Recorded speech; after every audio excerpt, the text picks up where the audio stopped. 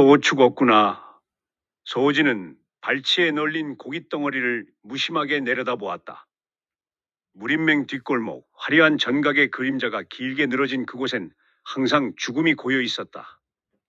12번째다. 이번 달에만 벌써 12명의 무사가 개처럼 죽어나갔다. 소진의 일은 이 지독한 악취를 치우는 것이다. 무림의 가장 낮은 곳, 산자와 죽은 자의 경계에서 쓰레기를 치우는 청소부. 그것이 소진의 신분이었다. 단전이 막혔다는 것은 무림에서 인간이 아니라는 선언과 같다. 선천적 불구. 부모는 갓 태어난 소진의 아랫배를 확인하자마자 그를 고아원 문 앞에 던졌다. 무공을 익힐 수 없는 아이는 밥만 먹는 짐승에 불과했으니까. 15살에 청운 문파에 들어갔을 때도 상황은 다를 바 없었다. 10년간 소진이 배운 것은 검법이 아니라 매질을 견디는 법이었고, 내공을 쌓는 법이 아니라 차가운 빨랫물에 손이 터지는 법을 배웠다. 배인놈아, 빨리 움직여. 시체 냄새가 여기까지 나잖아. 청운문파의 내 문제자 진철이 코를 찌푸리며 소진의 옆구리를 걷어찼다. 소진은 수레를 끌며 묵묵히 고개를 숙였다. 대꾸해봐야 돌아오는 건 뼈가 부러지는 고통뿐이다. 살기 위해서는 참아야 했다. 하지만 그 인내의 끝은 비참했다. 문파는 이미지를 나쁘게 한다는 이유로 소진을 낙양 길바닥으로 내던졌다. 낙양은 거대한 무덤이었다. 평화가 무너진 거리엔 권력에 굶주린 자들이 쏟아낸 시체들로 가득했다. 무공을 모르는 자를 받아줄 곳은 어디에도 없었다. 결국 소진이 도착한 곳은 무림맹 뒷골목의 화장터였다. 관리인 철산이 던져준 하루 한 양의 돈. 그것이 소진의 목숨값이었고, 그는 기꺼이 그 돈을 위해 죽음의 찌꺼기를 처리하기 시작했다. 오늘의 시체는 목이 절반쯤 잘려 있었다. 검에 당한 게 분명했다. 소진은 익숙하게 시체를 수레에 실었다. 무공이 없으니 오로지 뼈마디가 비명을 지르는 완력으로 들어올려야 한다. 삐걱거리는 수레를 끌고 화장터로 향했다. 거대한 아궁이 속으로 시체를 밀어넣고 불을 지폈다. 붉은 불꽃이 시체를 집어삼키며 검은 연기를 뱉어냈다. 소진은 무표정하게 그 광경을 지켜보았다. 연민은 사치였다. 그런데 이상한 일이 벌어졌다. 활활 타오르는 불길 속에서 시체의 손가락이 미세하게 떨렸다. 소진은 눈을 비볐다. 잘못 본 게 아니었다. 시체가 서서히 상체를 일으켰다. 불꽃이 살점을 태우고 뼈를 그슬리고 있는데도 시체는 소진을 똑바로 응시했다. 타들어가는 입술이 억지로 벌어졌다. 도와줘. 소진이 비명을 지르며 뒤로 넘어졌다. 하지만 시체는 불길을 뚫고 손을 뻗었다. 소름 끼치는 열기와 함께 시체의 손이 소진의 이마에 닿았다. 네게 힘을 준다. 대신 우리를 해방시켜줘. 순간 뇌천을 강타하는 고통에 소진의 비명이 막혔다. 머릿속으로 수만 개의 바늘이 파고드는 기분이었다. 기억. 그것은 소진의 것이 아닌 타인의 생이었다. 이름은 진무. 청운문파에 촉망받던 내 문제자. 그는 가장 믿었던 동료의 배신으로 뒷골목에서 목이 잘렸다. 진무가 평생을 바쳐 닦았던 검법의 궤적, 몸속을 흐르던 내공의 운용법, 수천 번의 실전에서 쌓은 전투 감각이 폭포수처럼 소진의 뇌로 쏟아져 들어왔다. 소진은 그 거대한 정보의 무게를 견디지 못하고 정신을 잃었다. 다음 날 아침 차가운 화장터 바닥에서 눈을 떴을 때 시체는 이미 한 줌의 재로 변해 있었다. 그러나 소진은 몸이 달라졌음을 직감했다. 단전은 여전히 막혀 있었지만 온몸의 근육과 신경이 특정 박동에 반응하고 있었다. 손을 허공에 뻗자 검을 쥐는 감각이 소름 돋게 선명했다. 10년을 구걸해도 얻지 못했던 힘이 하룻밤 사이 시체의 원한과 함께 소진의 것이 되었다. 그것은 시작에 불과했다. 이튿날은 도계당에 얼굴이 푸르게 질린 여인의 시체였다. 그녀의 이름은 소연. 암흑가에서 이름 날리던 독공의 고수였다. 그녀 역시 소진의 이마를 짚고 자신의 비기를 전했다. 소진은 이번엔 쓰러지지 않았다. 오히려 밀려오는 지식의 파도를 정면으로 받아내며 갈구했다. 일주일이 지났다. 7구의 시체를 태웠고 7명의 무공을 얻었다. 검법, 독공, 암살술, 권법, 장법, 도법, 신법. 소진은 깨달았다. 이 화장터는 더 이상 일터가 아니었다. 이곳은 죽은 천재들이 남긴 무공의 보고였다.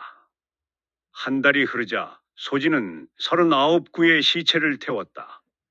39가지의 서로 다른 무공이 소진의 몸 안에서 기묘한 조화를 이루기 시작했다. 밤마다 소진은 홀로 연습했다.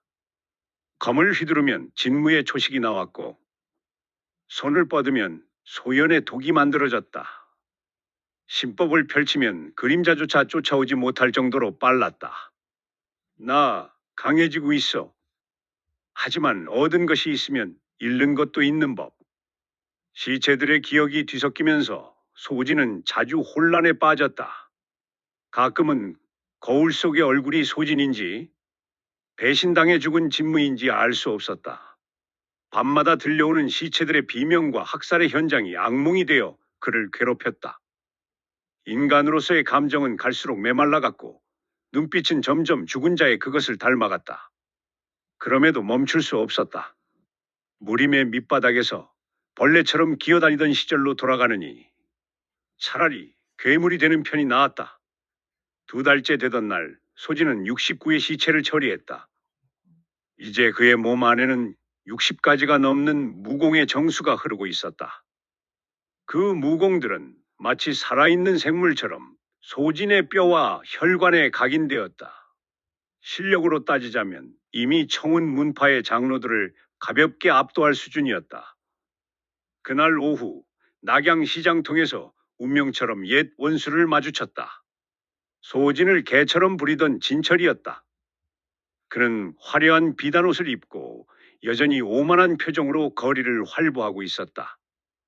야, 배인, 아직도 시체 냄새 풍기며 사냐? 진철이 소진을 발견하고 비웃음을 날렸다. 주변의 무사들도 덩달아 낄낄거렸다. 소진은 수레바퀴를 꽉 쥐었다.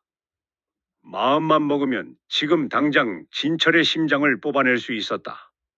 하지만 참았다. 시체들에게 배운 것은 무공만이 아니었다. 사냥감을 확실히 죽이기 위해서는 기다려야 한다는 암살의 미학도 함께 배웠다. 진철은 소진의 침묵을 겁쟁이의 굴종으로 오해했다. 그는 소진의 뺨을 툭툭 치며 조롱을 이어갔다. 단전도 없는 놈이 살아서 뭐하냐? 차라리 죽어서 시체가 되는 게 세상에 도움되지 않겠어? 크하하하하. 진철의 비웃음이 멀어질 때까지 소진은 그 뒷모습을 노려보았다. 소진의 눈빛이 싸늘하게 가라앉았다. 분노는 불꽃이 아니라 얼음처럼 차가운 사리로 변해 있었다. 곧 후회하게 될 거야. 네가 비웃던 그 시체가 너를 데리러 갈 테니까. 그날 밤 소진은 생애 처음으로 살인을 결심했다. 하지만 자신의 손에 피를 묻힐 생각은 없었다. 그는 밤의 정적이 흐르는 화장터로 향했다. 낮에 들어온 시체 중 하나가 아직 재가 되지 않은 채 남아 있었다. 무림 암살단 출신의 고수였다. 소진은 차갑게 식은 시체의 가슴 위에 손을 얹었다.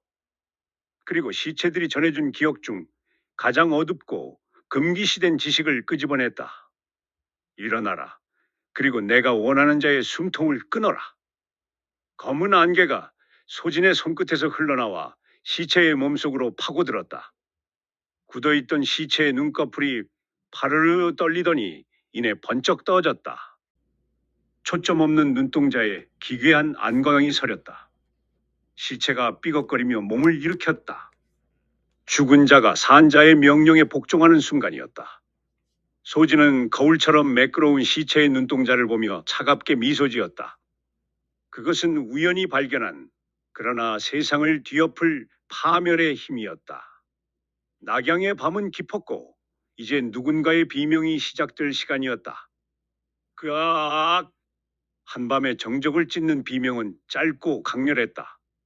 낙양의 명문 청운 문파, 내 문제자 진철의 방, 창문이 굉음과 함께 박살났다. 방 안으로 들이닥친 것은 짐승도 자객도 아니었다. 오물과 진흙이 뒤섞인 썩은 물을 뚝뚝 흘리는 기괴하게 뒤틀린 시체였다. 진철은 경악하며 침상 곁에 검을 뽑으려 했다. 그러나 시체의 움직임은 생전의 한계를 초월해 있었다. 물리적인 근육의 움직임이 아니라 오직 사리와 주술에 귀속된 기괴한 속도였다. 차가운 뼈마디가 검집을 잡으려던 진철의 목을 낚아챘다. 우드득 기괴한 골절음이 방 안에 울려 퍼졌다. 진철의 눈동자가 하얗게 뒤집혔다. 살려달라는 애원은 비명조차 되지 못한 채 입가에서 거품이 되어 흩어졌다. 시체는 임무를 완수한 기계처럼 숨이 끊어진 진철을 바닥에 내팽개치고 어둠 속으로 사라졌다. 다음 날 아침 청운 문파는 그야말로 아수라장이 되었다. 문파의 유망주의자 장로의 총애를 받던 진철이 참혹한 시체로 발견된 것이다. 목은 비틀려 등 뒤를 향해 있었고 안구는 공포로 인해 돌출되어 있었다. 방 안에는 원인을 알 수 없는 역겨운 시체 냄새만이 가득했다. 낙양 최고의 명수들이 현장을 살폈지만 범인의 흔적도 외부인의 침입 흔적도 찾을 수 없었다. 오직 죽음 그 자체가 방문한 듯한 흔적뿐이었다. 소진은 평소와 다름없이 낡은 수레를 끌고 문파에 나타났다. 시체 청소부로서 어제까지 자신을 멸시하던 원수를 수습하기 위해서였다. 동료들이 울부짖고 장로들이 서슬퍼런 분노를 터뜨렸지만 소진의 심장은 얼음처럼 고요했다.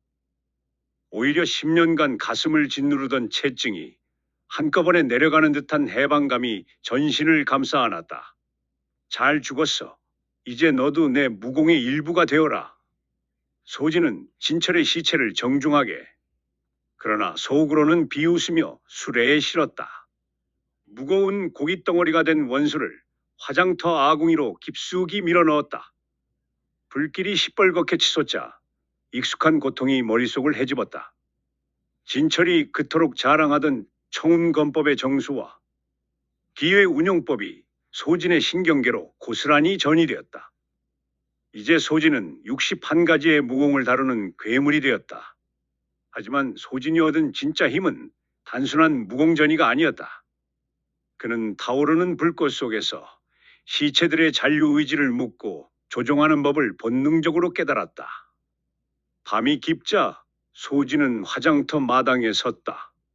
반쯤 타버린 시체들이 널린 그곳에서 소진이 손을 뻗어 나직하게 읊조렸다.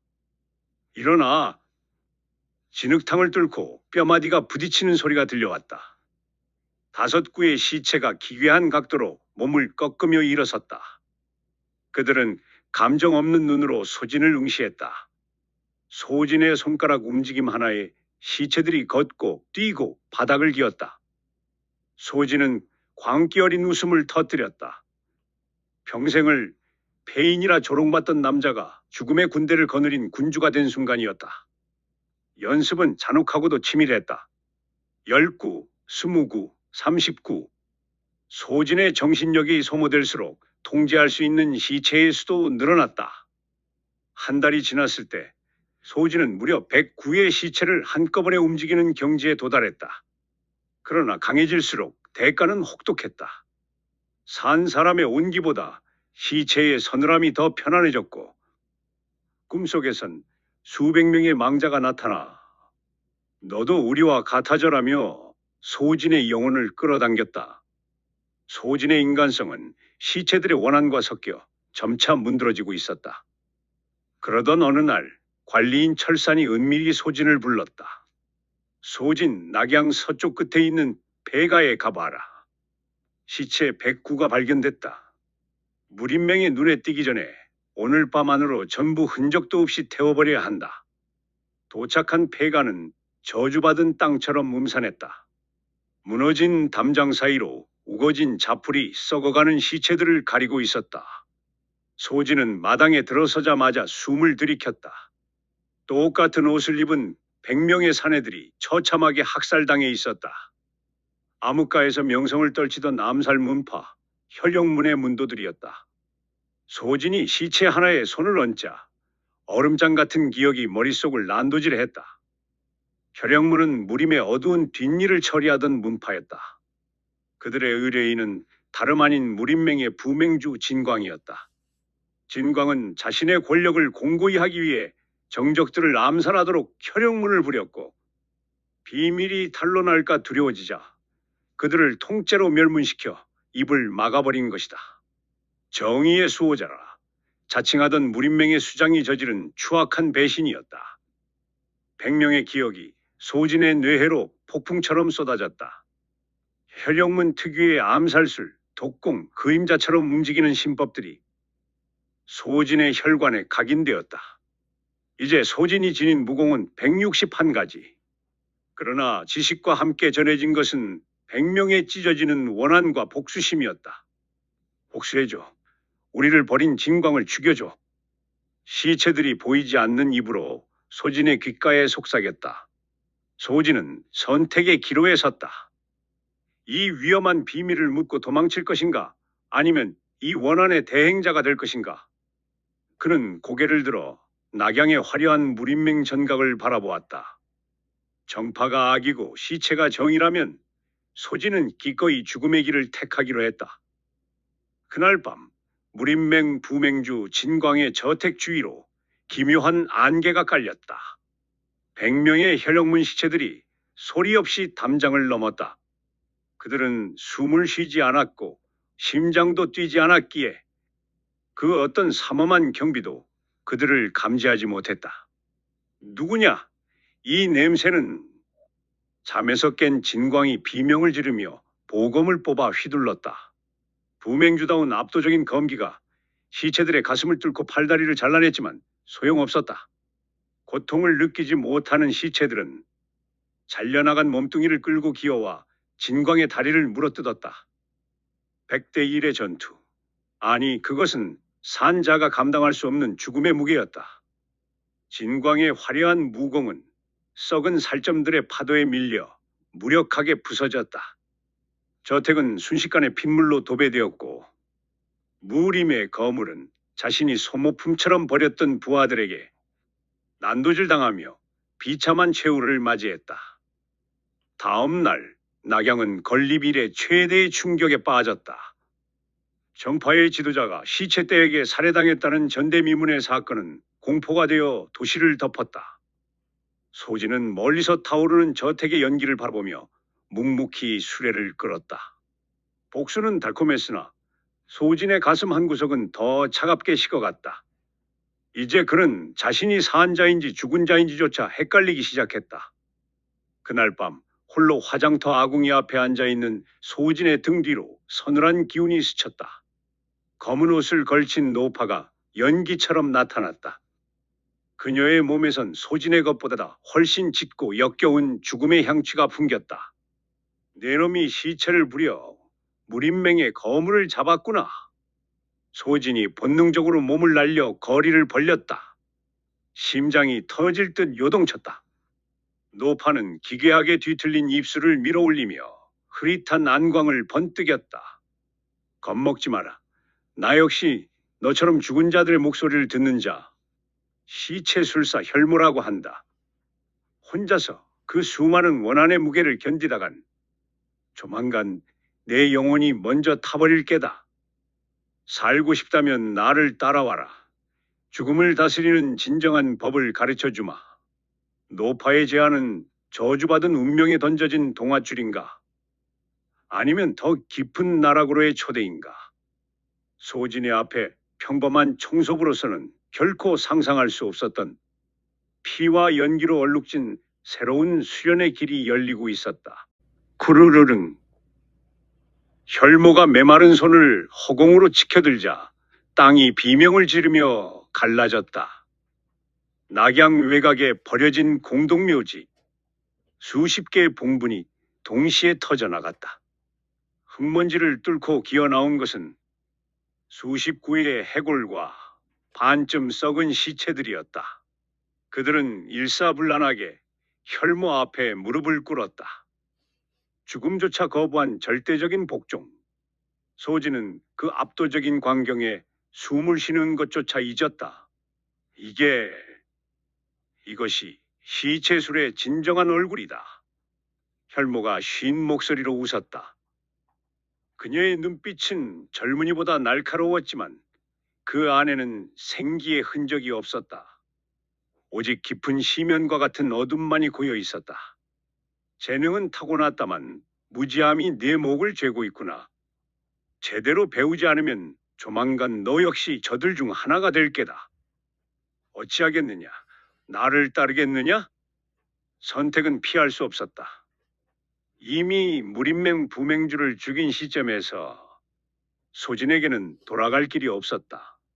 시체수를 버리면 무림맹의 추적에 죽을 것이요. 계속하면 영원히 타버릴 터였다. 소진은 이미 느끼고 있었다.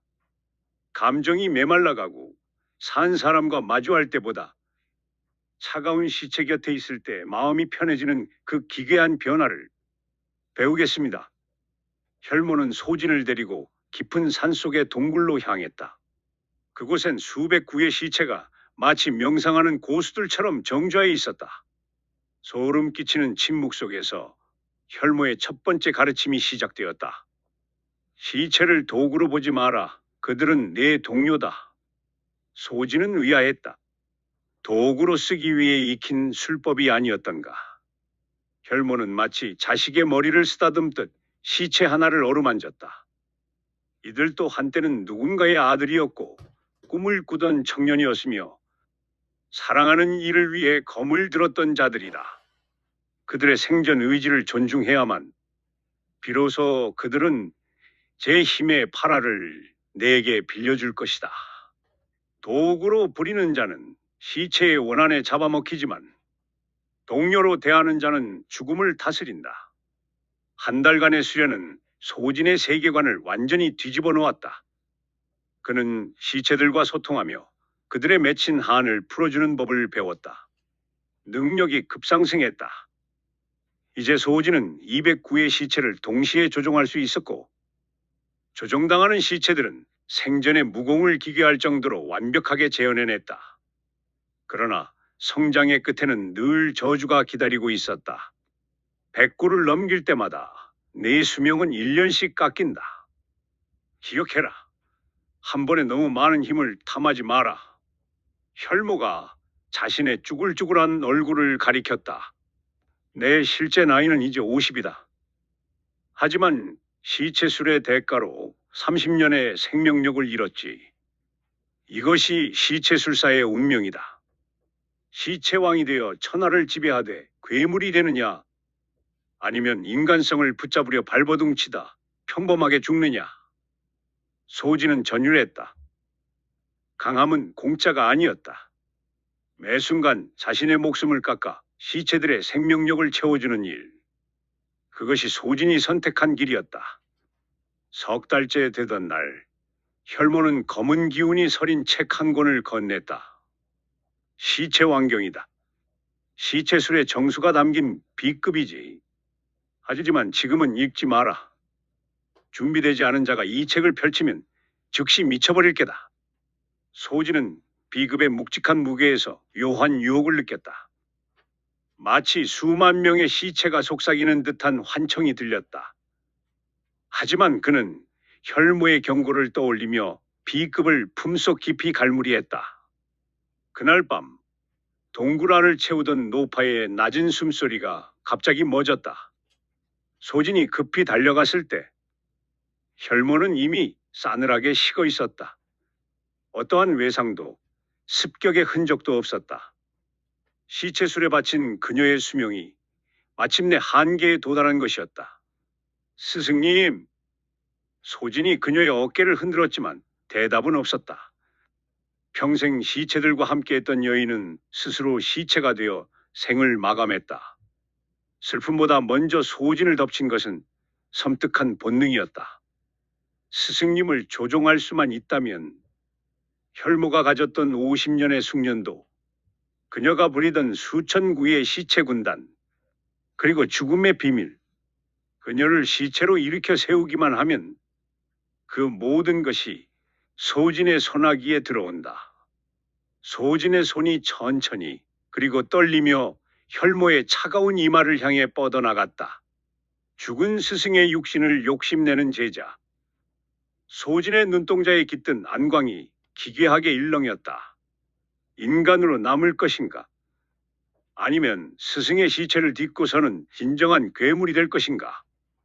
낙양의 깊은 어둠 속에서 소진의 손가락이 혈모의 피부에 닿는 순간이었다. 소진의 손가락이 미세하게 떨렸다. 차갑게 식어버린 혈모의 이마. 그 2인치 앞에서 손이 멈췄다. 안 돼, 스승님까지 조종할 수는. 인간으로서의 마지막 양심이 비명을 질렀다. 하지만 눈앞에 놓인 50년의 숙련도와 수천 구의 시체 군단이라는 유혹은 독사처럼 소진의 이마를 훑고 지나갔다. 힘이 없어서 밟혔던 10년의 세월이 주마등처럼 스쳤다. 결국 소진의 손바닥이 혈모의 정수리를 짓눌렀다. 받아내겠다. 당신의 모든 것을. 순간 뇌천이 갈라지는 듯한 충격과 함께 거대한 정보의 해일이 쏟아져 들어왔다. 혈모가 50년간 쌓아온 시체술의 비기, 수만 번의 실전 경험, 그리고 죽은 자들의 비명 섞인 기억들. 소진의 머리통이 터져나갈 듯 부풀어 올랐다. 그는 짐승 같은 신음과 함께 동굴 바닥을 뒹굴다 그대로 의식을 잃었다.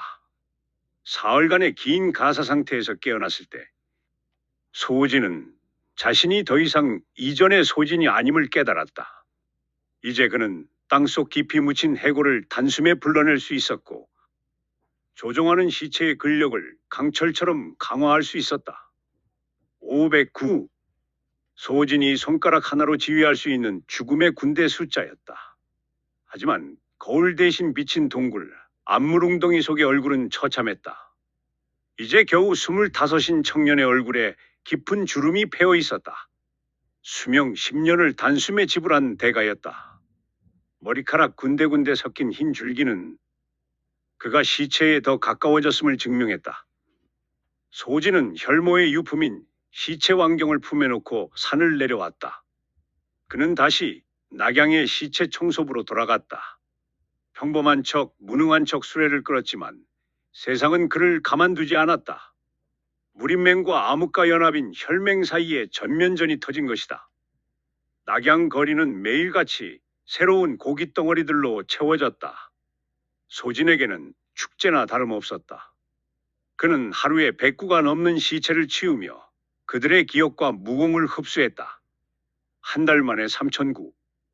소진의 몸 안에는 3,000명의 무공이 소용돌이 쳤다.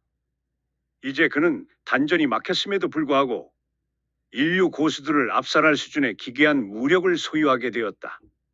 그러던 어느 날 밤, 소진의 초라한 거처에 살기가 스쳤다. 슥! 검은 복면을 쓴 자객이 잠든 소진의 목을 노리고 검을 내리꽂았다. 그 찰나 소진의 눈이 번쩍 떠졌다. 그는 피하지 않았다. 대신 바닥을 내리치며 낮게 읊조렸다. 나와라. 방바닥이 찢어지며 썩은 손들이 자객의 발목을 낚아챘다. 10구의 정예 시체가 순식간에 자객을 에워싸고 사지를 결박했다. 자객은 비명도 지르지 못한 채 바닥에 처박혔다. 소진이 다가가 자객의 복면을 벗겼다. 20대 초반의 앳된 얼굴이었다. 누가 보냈지? 소진의 차가운 물음에 자객은 입을 굳게 다물었다. 소진은 감정 없이 시체 하나에게 고문을 명령했다. 뼈가 으스러지는 소리와 비명이 방안을 채우자 자객은 마침내 공포에 질려 토해냈다. 혈맹주께서 당신 같은 시체술사는 위협이 된다며 모조리 제거하라고. 소진은 가차없이 자객의 목을 비틀었다. 그리고 그 자리에서 그를 새로운 시체병사로 부활시켰다. 먼저 치겠다. 방어는 죽음을 늦출 뿐이다. 소진은 전쟁터로 향했다. 무림맹과 혈맹이 격돌하는 사륙의 현장에서 그는 아직 온기가 남은 시체 1000구를 모았다. 그리고 그 거대한 시체의 파도를 이끌고 혈맹 본부로 진격했다. 밤의 정적을 깬 것은 시체들의 기괴한 울음소리였다. 1000구의 시체 군단이 혈맹 본관을 짓밟았다. 화살에 박혀도 칼에 베어도 멈추지 않는 불사의 군단 앞에 혈맹의 무사들은 낙엽처럼 쓰러졌다. 소진은 본관 깊숙한 곳에서 혈맹주와 대면했다. 네놈이 감히. 혈맹주가 붉은 기운이 서린 혈마공을 펼치며 쇄도했다. 공기가 타오를 듯한 위압감이었지만 소진은 눈 하나 깜빡이지 않았다. 모두 죽여라. 소진의 명령과 함께 1000구의 시체가 동시에 혈맹주를 덮쳤다. 혈맹주의 검기가 수십 명을 가루로 만들었으나 뒤를 잇는 시체들의 파도는 끝이 없었다. 결국 1000명의 무게에 짓눌린 혈맹주는 비참하게 바닥을 기었다. 소진이 다가가 그의 목을 쳤다. 암흑가를 지배하던 절대자의 최후였다. 승리의 대가는 끔찍했다. 1000구를 한꺼번에 통제한 대가로 소진의 수명은 다시 10년이 깎였다. 거울 속의 남자는 이제 40을 훌쩍 넘긴 중년의 모습이었다. 강해질수록 그는 자신의 생명을 땔감으로 태워 연명하는 괴물이 되어가고 있었다. 다음 날 소진의 거처 앞에 무림맹의 정예부대가 나타났다. 혈맹을 무너뜨린 정체불명의 고수를 찾으러 온 맹주 직속부대였다. 소진이라 했나? 맹주께서 너를 영웅으로 대접하고 싶어 하신다. 동행해라. 소진은 들켰다는 직감과 함께 기묘한 이끌림을 느꼈다. 그는 무림맹 본부 지하 깊숙한 전각으로 인도되었다. 그곳에서 소진은 젊은 맹주를 마주했다. 30대 초반의 준수한 외모, 그러나 소진이는 단번에 알아차렸다. 맹주의 눈동자 너머에 고인 어둠, 그것은 소진이 매일 거울에서 보는 것과 똑같은 산자의 것이 아닌 죽은 자의 안광이었다. 이 사람도 나 같은 시체술사다. 맹주가 서늘한 미소를 지으며 입을 열었다. 동지를 만나니 반갑군. 그래, 내 밑에서 함께 이 세상을 거대한 무덤으로 만들어 보겠나? 소진의 전신에 소름이 돋았다. 정파의 정점인 무림맹주가 시체술사라니. 무림의 가장 깊은 곳에는 소진이 상상조차 못한 거대한 어둠이 또아리를 틀고 있었다. 반갑네, 나의 동료여. 무림맹주 진천이 비릿한 미소를 지으며 잔을 내려놓았다. 그가 손가락을 튕기자 전각의 그림자 속에서 청백색 옷을 입은 시체 하나가 흐느적거리며 걸어 나왔다. 소진의 전신이 돌처럼 굳었다. 그것은 단순한 시체가 아니었다. 무림맹의 전대 장로이자 정파의 기둥이라 불렸던 고수의 유해였다. 무슨 말씀이십니까? 시침이 뗄 것 없네. 우리는 같은 길을 걷는 자들이지.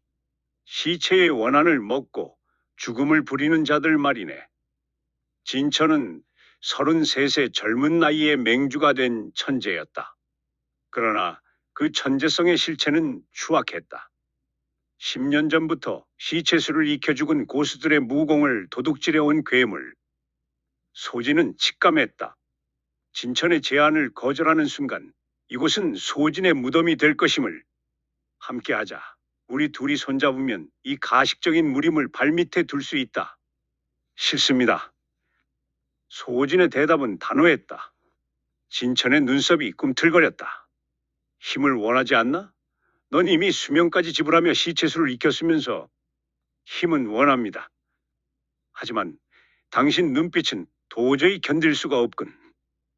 거울을 보는 것보다 더 지독한 죽음의 냄새가 나니까. 진천이 차갑게 웃었다. 그래? 하지만 너도 곧 나처럼 된다. 선택해라. 내 개가 되어 무림을 가질 것인가? 아니면 지금 여기서 시체가 되어 내 수지품이 될 것인가? 진천의 휘하에서 백구의 시체 병사들이 나타나 전각을 에워쌌다. 소진 역시 허공에 손을 뻗었다. 바닥에 돌장이 깨지며 209의 시체들이 솟구쳐 올랐다. 죽은 자와 죽은 자의 대치. 309의 시체들이 뒤엉키며 무림맹 본부는 순식간에 아수라장이 되었다. 오호, 209구나. 나보다 재능이 뛰어나군. 진천이 천시마공을 펼치며 쇄도했다. 시체술과 마공이 융합된 기괴한 기운이 소진의 가슴을 노렸다. 소진은 당황하지 않았다. 그는 몸속에 각인된 3000가지 무공을 자유자재로 꺼냈었다. 진무의 건법으로 막아내고 소연의 독공으로 반격하며 현령문의 신법으로 공간을 찢었다. 이런 괴물 같은 놈. 진천이 밀리기 시작했다. 소진은 기회를 놓치지 않고 시체 10구를 하나로 융합시키는 비기를 펼쳤다. 거대한 고깃덩어리 괴물이 포효하며 진천의 가슴을 짓눌렀다. 우드득 진천이 중상을 입고 바닥을 굴렀다. 소진이 검을 들어 그의 목을 겨눴다. 그러나 손끝이 떨렸다. 동족 상잔의 거부감인가? 아니면 같은 저주를 공유하는 자에 대한 연민인가? 못 죽이겠지. 너도 결국 나와 같은 종자니까. 비웃는 진천을 뒤로 한 채 소진은 검을 걷었다. 오늘은 살려주마. 하지만 다음엔 반드시 네 목을 가져가겠다. 무인맹을 빠져나온 소진은 곧장 혈모의 동굴로 향했다. 이제 낙양은 안전하지 않았다. 진천의 복수가 시작될 것이고 무림 전체가 그를 쫓을 터였다. 소진은 동굴 깊숙이 숨겨두었던 시체 왕경을 꺼냈다. 금기를 깰 때가 왔다. 책장을 넘기자마자 뇌를 강타하는 지식의 파동에 소진은 비명을 질렀다. 만구를 동시에 부리는 법, 시체를 생전보다 수십 배 강하게 부활시키는 법, 그것은 신의 영역에 도전하는 오만한 기술들이었다. 시체왕이 되는 자, 인간성을 버려라. 완전한 괴물이 될 준비가 되었는가? 경고 문구가 붉게 타올랐지만 소진은 멈추지 않았다. 한 달간의 고립된 수련, 소진의 능력은 폭발적으로 진화했다. 이제 그는 천구를 자유자재로 합체시키고 강화할 수 있었다. 그러나 대가는 처참했다. 거울 속의 소진은 이제 50대 중년의 모습이었다. 머리카락은 백발이 되었고 피부는 생기를 잃어 거칠었다. 실제 나이 25. 그는 청춘을 시체들에게 제물로 바쳤다. 이게 정말 내가 원했던 삶인가? 슬픔이 밀려오던 그 밤, 허공에서 서늘한 기운이 뭉치더니 죽은 혈모의 형상이 나타났다. 스승님? 나는 환영이 아니다. 시체 왕경을 끝까지 익힌 자에게만 허락된 시조의 의식, 진짜 시체왕이다. 혈모의 얼굴을 한 존재가 기괴하게 웃었다. 천년을 살며 후계자를 기다려왔다. 소진, 이제 네가 그 자격을 증명할 차례다. 소진은 전율했다. 무림의 이면, 산자들이 모르는 곳에서 천년간 군림해온 죽음의 주인이 소진의 눈앞에 서 있었다. 이제 돌아갈 문은 완전히 닫혔다.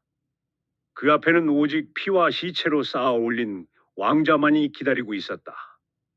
보아라, 이것이 네가 오를 왕좌의 밑바닥이다. 시체왕의 차가운 손가락이 소진의 이마를 짚는 순간 세상이 뒤집혔다. 현실의 감각은 비명과 함께 휘발되었고 소진의 의식은 천년 전의 피냄새 진동하는 전장 한복판으로 던져졌다. 몸은 없으나 모든 것이 생생했다. 이것은 환영이자 시체왕이 후계자에게 내리는 잔혹한 시험이었다. 천년 전의 무림은 지옥 그 자체였다. 젊은 육체를 가졌으나 200년을 산 괴물. 시체왕이 만구의 시체 군단을 이끌고 세상을 유린하고 있었다. 정파의 명숙들도 마교의 광전사들도 죽음의 파도 앞에서는 평등한 고깃덩어리일 뿐이었다. 시체왕은 웃고 있었다. 감정 없는 눈으로 수만 명을 도륙하며 오로지 천하지배라는 목표만을 위해 시체들을 소모품처럼 던져댔다. 이게 내가 가야 할 길이라고? 소진은 전율했다. 시체왕의 패도는 압도적이었으나 동시에 공허했다. 결국 10만 무림 연합군의 포위망 속에 시체왕은 쓰러졌다. 그러나 그는 죽지 않았다. 영혼을 시체왕경에 봉인하며 후계자가 나타날 때 부활하겠다는 저주를 남겼다. 그 저주가 지금 소진의 목을 조르고 있었다. 의식이 현실로 돌아왔을 때 시체왕이 소진을 내려다보고 있었다. 봤느냐? 진정한 힘은 인간의 하찮은 감정을 버리는 데서 온다. 동정심도 연민도 시체술사에게는 독이다. 틀렸습니다. 그것은 힘이 아니라 그저 썩은 탐욕일 뿐입니다. 소진의 반박에 시체왕의 안광이 붉게 타올랐다. 너도 곧 알게 될 거다. 시체술사는 결국 괴물이 된다. 선택은 없다. 내 영혼을 받아들여 진정한 시체왕으로 거듭나라. 시체왕의 영혼이 소진의 정신을 공격해왔다. 뇌해를 난도질하는 영적 타격에 소진의 자아가 흔들렸다. 시체왕의 300년 공력이 소진의 영혼을 짓뭉개려 할 때 소진은 무의식적으로 손을 뻗었다. 나와 함께 했던 이들이여, 나를 도와라. 그것은 명령이 아닌 간청이었고 지배가 아닌 공명이었다. 순간 소진이 태웠던 3천 명의 영혼이 소진의 의식 속으로 쏟아져 들어왔다. 그들은 소진을 지키는 견고한 방패가 되었다. 시체왕이 경악하며 뒷걸음질 쳤다. 뭐라고? 죽은 자들이 시체 수사를 돕는다고? 말도 안 된다. 소진은 깨달았다. 시체왕은 시체를 부리는 도구로 보았기에 그들의 원한에 결국 잡아먹혔지만 소진은 그들을 동료로 대했다. 혈모가 남긴 마지막 가르침이 시체왕의 천년 원력보다 강했다. 당신과 나는 다릅니다. 나는 죽은 자들의 존엄을 지킨다. 삼천 영혼의 힘이 폭발하며 시체왕의 영혼을 비급 밖으로 밀어냈다. 시체왕은 비명을 지르며 안개처럼 소멸했다. 소진의 영혼이 승리한 것이다. 그러나 소진의 가슴에는 승리보다 큰 절망이 고였다. 시체왕은 사라졌으나 그의 모든 지식은 이미 소진의 뇌리에 지워지지 않는 낙인처럼 각인되어 있었다. 소진은 떨리는 손으로 시체왕경을 불태웠다. 타오르는 불꽃 속에서 B급이 재가 되어 흩어졌다. 이제 시체왕은 없다. 그렇게 중얼거렸지만 소진은 자신의 혈관 속을 흐르는 기괴한 힘을 느꼈다. B급을 태워도 이미 그 내용은 소진의 일부가 되어버렸다. 그는 인간으로 남고자 했으나 운명은 그를 만인이 두려워할 재앙으로 빚어내고 있었다. 동굴 밖으로 걸어나온 소진의 눈앞에 믿기지 않는 광경이 펼쳐졌다. 무림맹주 진천이 10,000명의 대군을 이끌고 산을 포위하고 있었다. 소진, 이제 도망칠 곳은 없다. B급을 내놓고 죽어라. 진천의 외침에 10,000명의 무사가 일제히 병기를 뽑았다. 예전 같았으면 심장이 얼어붙었을 광경이었다. 그러나 소진은 차분했다. 오히려 10,000명의 생기를 마주하자 시체 왕경에 금기된 술법들이 머릿속에서 절로 박동했다. 소진이 천천히 오른손을 들어 바닥을 짚었다. 나와라 모두. 낮게 읊조린 명령과 함께 대지가 뒤집혔다. 산맥 전체가 요동치며 수천 년간 묻혀있던 유해들이 대지를 찢고 솟구쳤다. 만구, 진천의 군대와 맞먹는 거대한 사자들의 군단이 소진의 등 뒤에 도열했다. 진천의 얼굴이 공포로 새하얗게 질렸다. 만구라고? 사람이 어떻게 만구를 한꺼번에? 소진도 자신의 손을 내려다보았다. 만구를 다스리는 감각은 상상을 초월하는 무게였으나 소진은 쓰러지지 않았다. 시체왕의 힘이 그의 육체를 잠식하며 강제로 버티게 하고 있었다. 그는 이제 인간 소진이 아닌 산자들의 군대를 마주한 죽음의 군주였다. 전쟁의 서막이 올랐다.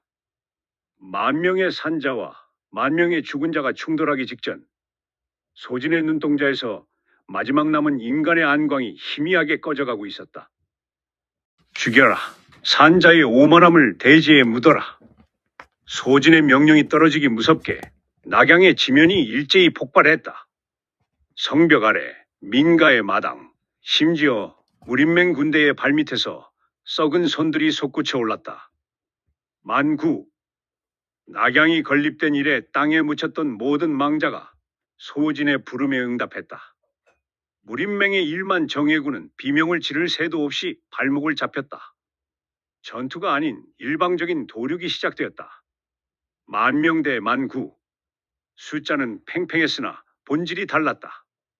무림맹 군대는 동료의 목이 날아갈 때마다 공포에 질려 검기를 흐트러뜨렸지만 시체들은 사지가 잘려나가도 기어와 적의 숨통을 물어뜯었다. 3시간 만에 무림맹 군대의 절반이 고깃덩어리가 되어 바닥을 굴렀다. 소진, 내 놈이 정녕 세상을 멸망시키려느냐? 진천이 광기 어린 외침과 함께 전면으로 나섰다. 그 역시 백구의 정예 시체를 내세워 소진의 군단에 맞섰으나 압도적인 수위 차이 앞에서는 무력했다. 궁지에 몰린 진천이 최후의 금기를 꺼내들었다. 천심하신 강림? 진천의 몸이 기괴하게 부풀어 올랐다.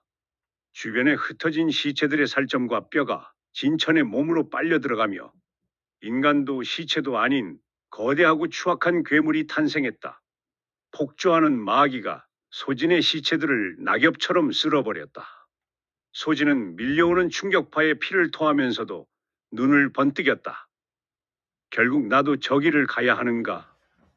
선택의 여지는 없었다. 죽거나 스스로 괴물이 되거나. 소진은 시체 왕경의 마지막 오의를 가동했다. 시체 왕화. 만구의 시체와 소진의 영혼이 가느다란 핏줄처럼 연결되었다. 만구가 가진 원한과 힘이 폭포수처럼 소진의 단전으로 쏟아져 들어왔다. 단전이 터져나갈 듯한 고통과 함께 소진의 전신에서 흑색 안광이 뿜어져 나왔다. 한 번의 손짓에 진천의 거대한 육신이 종이장처럼 구겨졌다. 이럴 수가. 진천이 피를 토하며 바닥에 처박혔다. 반인반시의 괴물은 온데간데 없고 오직 죽음을 앞둔 초라한 사내만이 남았다. 소진이 다가가 그의 목을 조였다. 진천의 눈에 처음으로 생에 대한 비굴한 애원이 서렸다. 죽이지 마라. 제발 우리 같은 자들끼리. 소진의 소나기에 힘이 들어갔다. 머릿속에서 만구의 시체들이 일제히 속삭였다. 그를 살려두면 무림은 다시 죽음으로 뒤덮일 것이며 너는 영원히 도망자로 살아야 한다고. 우드득 무림맹주의 목이 꺾였다. 동시에 낙양을 가득 채웠던 만구의 시체들이 일제히 땅속으로 꺼져 들어갔다. 전쟁은 끝났다. 승리했으나 소진에게 남은 것은 아무것도 없었다. 무림맹주를 죽인 자, 만구를 조종한 괴물. 이제 소진은 천하 모든 무인의 공적이었다. 그는 피냄새 진동하는 낙양을 등지고 북쪽의 깊은 산속으로 숨어들었다. 1년의 세월이 흘렀다. 소진은 아무도 찾지 않는 설산의 동굴에서 홀로 지냈다. 말상대라고는 가끔 불려나오는 이름 없는 시체들 뿐이었다. 수명은 이제 바닥을 드러내고 있었다. 거울 속의 남자는 이제 팔순을 넘긴 노인의 형상이었다. 26의 나이에 여든의 육체를 가진 자. 그것이 시체왕의 권좌에 앉은 대가였다. 어느 날 눈보라를 뚫고 낯선 방문객이 찾아왔다. 앳된 얼굴의 여자 검객 설아였다. 당신이 만구를 부린 시체왕입니까? 나는 그저 시체나 치우던 청소부일 뿐이다. 돌아가라. 거짓말 마세요. 당신이 무림맹을 무너뜨리는 걸 보았습니다. 제발 저를 제자로 받아주십시오. 설아는 무릎을 꿇었다. 그녀의 눈에서 소진은 자신의 과거를 보았다. 단전이 막혀 무공을 익힐 수 없다는 절망, 약하다는 이유로 짓밟혀본 자만이 가진 지독한 갈망. 시체술은 저주다. 배우는 순간 너는 인간이기를 포기해야 한다. 그래도 하겠느냐? 괴물로 사는 것이 벌레로 죽는 것보다 낫습니다. 소진은 씁쓸하게 웃었다. 자신 역시 똑같은 말을 하며 이 길에 들어섰으니까. 그는 결심한 듯 설화를 응시했다. 좋다, 가르쳐 주마. 하지만 조건이 있다. 내가 죽으면 나를 시체로 부리지 말고 평범하게 흙에 묻어다오. 설화는 고개를 끄덕이며 약속했다. 하지만 소진은 알고 있었다. 자신이 혈모를 조종했듯 언젠가 극한의 위기에 몰린 설화 역시 스승인 자신의 유해를 깨워 검으로 쓸 것임을. 그것이 끊이지 않는 시체술사의 저주이자 숙명이었다. 소진은 품 안에서 낡은 B급을 꺼내 들었다. 남은 수명은 길어야 1년. 그 안에 그는 자신이 가졌던 3천 무인의 기억과 만구의 통제법을 이 아이에게 전수해야만 했다. 산 아래에서는 진천의 잔당들이 복수의 칼날을 갈고 있다는 소문이 들려오고 있었다. 새로운 시대의 시체왕이 탄생할 준비를 마치고 있었다. 울컥 소진의 입술 사이로 검붉은 선혈이 쏟아졌다. 설아의 하얀 소매가 순식간에 핏빛으로 물들었다. 그녀가 비명을 지르며 소진의 가슴을 부여잡았다. 스승님, 정신 차리세요. 소진이 떨리는 손을 들어 그녀를 제지했다. 괜찮다는 말을 하고 싶었지만 목구멍까지 차오른 피가 말을 막았다. 육신은 이미 한계였다. 시체 왕경의 금기를 훔치고 만구의 사자를 부린 대가는 잔혹했다. 26의 청년은 이제 100살 노인보다 더 초라하게 허물어지고 있었다. 수명이라는 이름의 땔감이 바닥난 화로처럼 그의 생명은 꺼져가는 불꽃에 불과했다. 시간이 없다? 설아, 잘 들어라. 소진은 죽음의 그림자가 발등을 덮치는 것을 느끼며 수련에 박차를 가했다. 설아의 재능은 축복이자 저주였다. 그녀는 소진이 1년에 걸쳐 이룩한 경지를 단 석 달 만에 돌파했다. 시체 열구를 조종하던 손길은 어느새 100구를 한꺼번에 다스리는 경지에 도달했다. 소진의 가르침은 B급 대신 입에서 귀로 전해졌다. 불태워버린 시체 왕경의 구절들이 소진의 기억을 통해 설아의 뇌해로 고스란히 옮겨졌다. 이것은 무공이 아니라 재앙이다. 절대로 함부로 쓰지 마라. 쓰면 괴물이 될 뿐이다. 설아는 눈물을 삼키며 고개를 끄덕였다. 일주일간의 지독한 전수가 끝난 날, 소진은 마지막 힘을 짜내어 유언을 남겼다. 내가 죽으면 화장해다오. 절대로 시체로 남기지 마라. 나를 땅에 묻지도 마라.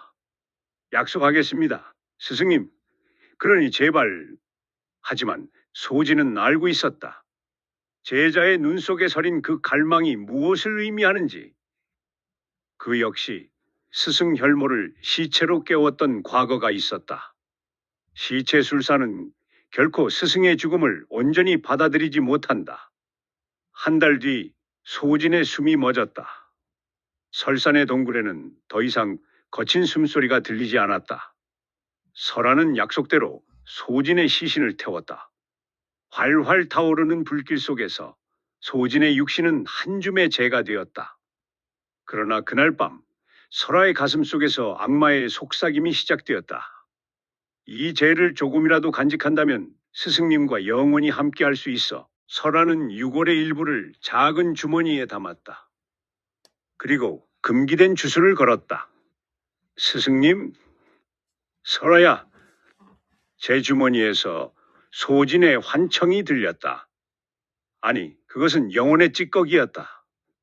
소진의 잔재는 고통스럽게 신음하며 해방시켜달라고 애원했다. 하지만 이미 감정이 무뎌진 설아는 그 애원을 무시했다. 그녀는 이제 209의 시체를 부리는 공포의 대상이 되어 산을 내려갔다. 무림에는 새로운 시체왕의 이름이 떠돌기 시작했고 그녀가 지나가는 자리마다 산자의 온기는 사라졌다. 1년 뒤 설아는 무림의 북단에서 낡은 무덤 하나를 발견했다. 이끼 낀 비석에는 소름 끼치는 이름이 새겨져 있었다. 1000년 전 시체왕, 여기 잠들다.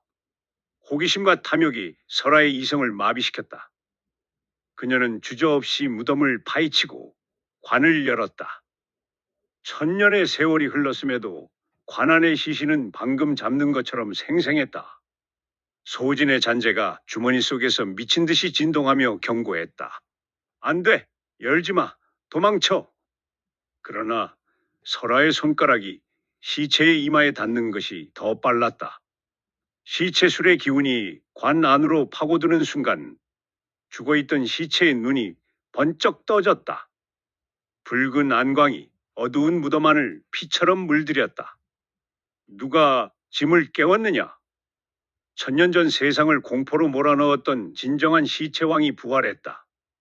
설아는 뒤늦게 비명을 지르며 뒤로 물러났으나 무덤의 입구는 이미 보이지 않는 힘에 의해 폐쇄된 뒤였다. 그녀가 저지른 사소한 욕심이 무림을 향한 1000년의 저주를 풀어버린 것이다. 어린 시체술사로구나. 감히 내까지 것이 나를 깨웠으니 그 죄값은 네 영혼으로 치러야 할 것이다. 관에서 일어난 시체왕의 손이 설아의 목을 낚아챘다. 도망칠 틈조차 없었다. 1000년의 시간을 뛰어넘은 압도적인 격차였다. 시체왕의 눈동자가 기괴하게 회전하며 설아의 뇌를 강제로 헤집기 시작했다. 그녀가 가진 기억, 소진과의 만남, 그리고 낙양을 피로 물들였던 만구의 전쟁이 파노라마처럼 시체왕에게 흡수되었다. 소진이라 그 애송이가 나를 봉인했었군. 하지만 결국 시체술의 대가를 이기지 못하고 죽었구나.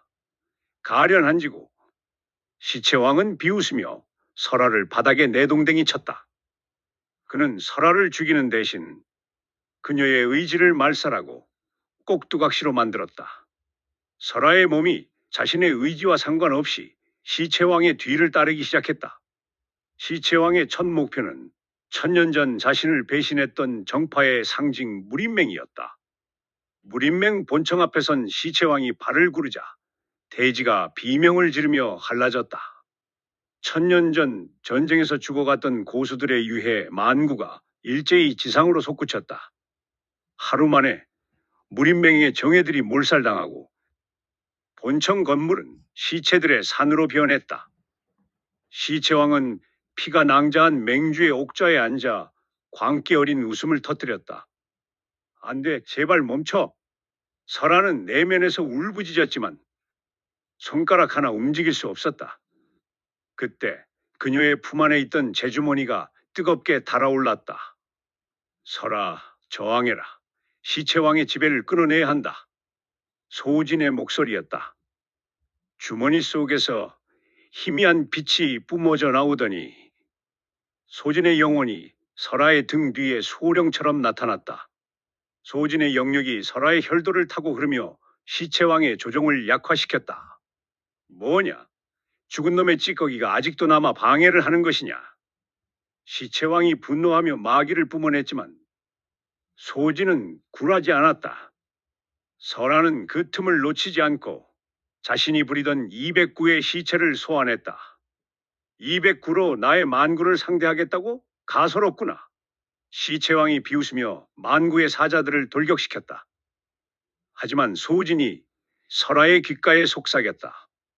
시체는 도구가 아니며 그들의 원한과 의지를 존중해야 한다는 시체왕경의 마지막 깨달음이었다.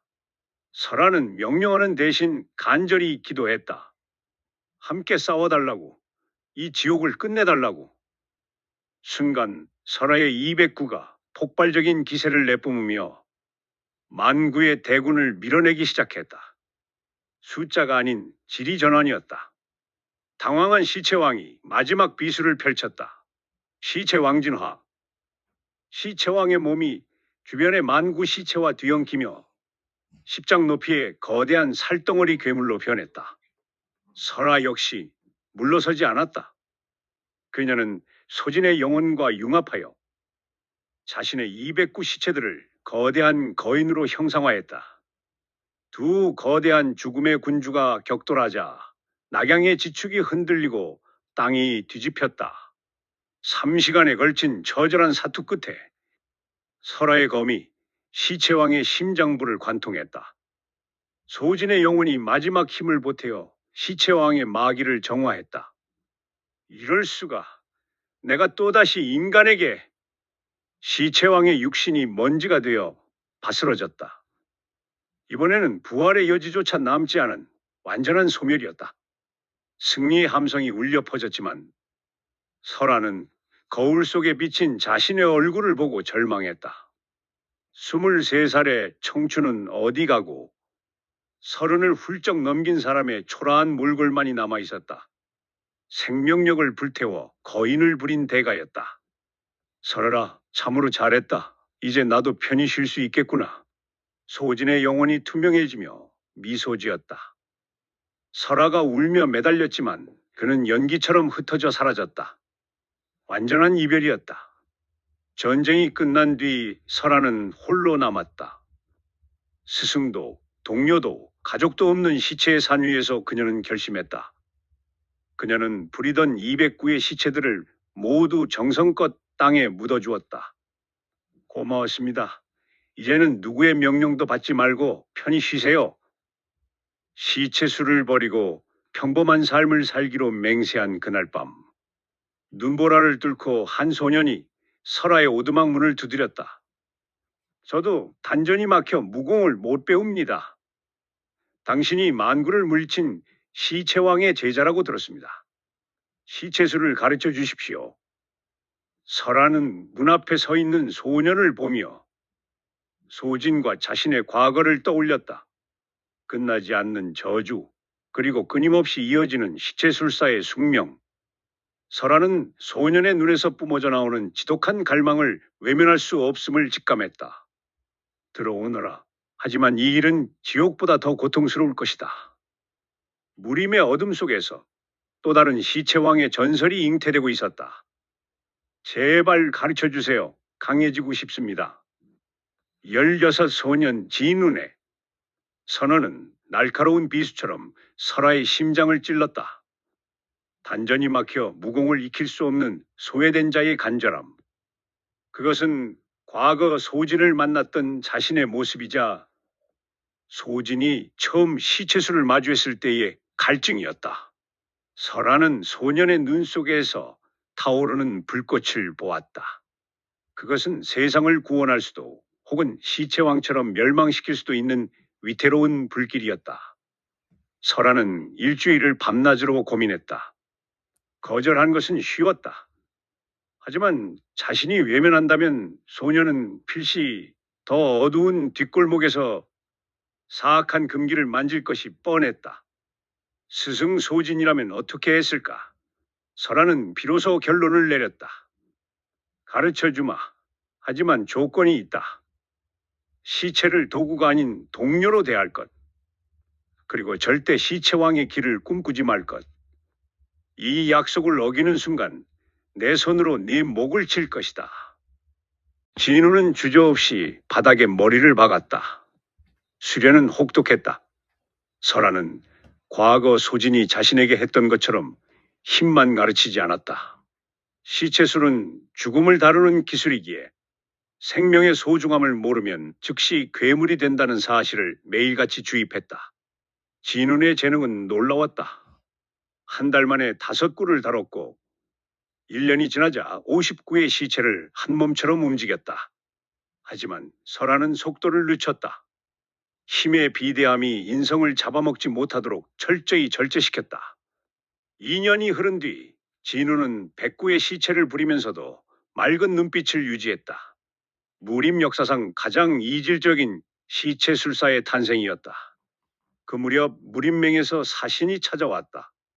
시체왕을 물리친 영웅 설아를 고문으로 추대하고 싶다는 청이었다. 설아는 거절하려 했으나 제자 진운의 한마디가 그녀를 움직였다.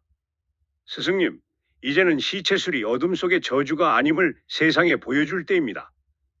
설아는 무림맹의 고문이 되었다. 그녀는 검을 휘두르는 대신 지혜를 나누었다.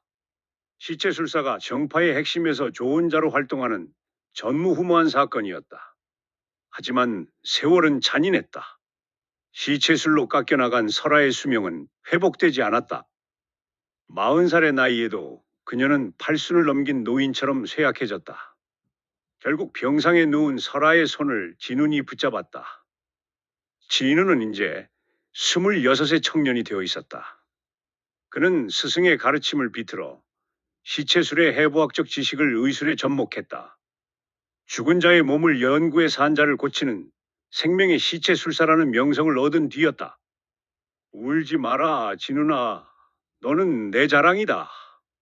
시체술이 사람을 살리는 도구가 될 수 있음을 증명했으니 설아는 마지막 힘을 짜내어 소진의 무덤 옆에 자신을 묻어달라는 유언을 남겼다. 그녀의 눈이 감겼다. 소진에게서 시작되어 설아를 거쳐 진운에게 닿은 거대한 인연의 굴레가 비로소 평온한 마침표를 찍는 듯했다.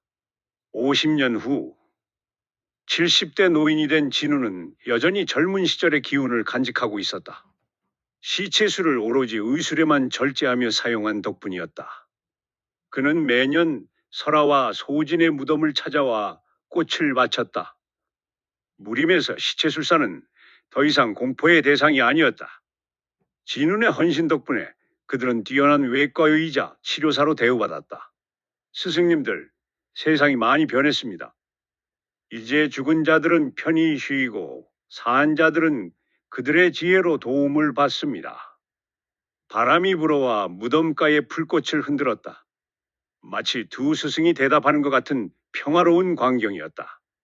진우는 만족스러운 미소를 지으며 산을 내려갔다. 하지만 평화의 이면에는 늘 그림자가 도사린다. 같은 시각 무림의 깊고 어두운 지하 동굴, 횃불을 든 한 사내가 미친 듯이 흙을 파헤치고 있었다. 사내의 손에는 낡은 고문서의 조각이 들려 있었다. 분명히 이 근처다. 시체 환경에 원본이 묻힌 곳이. 지인은 그 노친네가 가르치는 시시한 의술 따위가 아니라 만구의 시체로 천하를 발 아래 두는 진짜 힘이. 사내의 눈에 광기 어린 탐욕이 서렸다. 시체술의 유혹은 사라지지 않았다. 인간의 욕망이 존재하는 한 무덤 속의 사자들은 언제든 다시 일어날 준비를 하고 있었다. 시체왕의 전설은 끝난 것이 아니라 새로운 파멸을 향해 숨을 죽이고 있을 뿐이었다.